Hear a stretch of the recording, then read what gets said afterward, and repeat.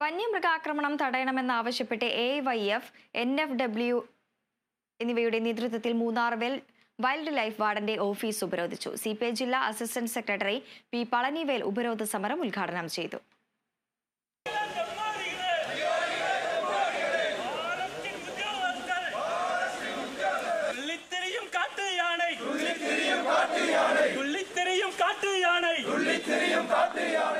ദേവികുളം താലൂക്കിൽ വന്യമൃഗശല്യം വർദ്ധിച്ചു വരികയാണെന്നും വനംവകുപ്പ് ഇക്കാര്യത്തിൽ ഫലപ്രദമായ ഇടപെടൽ നടത്തുന്നില്ലെന്ന ആരോപണവുമായി കഴിഞ്ഞ ദിവസം മൂന്നാറിൽ CPI പ്രാദേശിക നേതൃത്വം രംഗത്തെത്തിയിരുന്നു.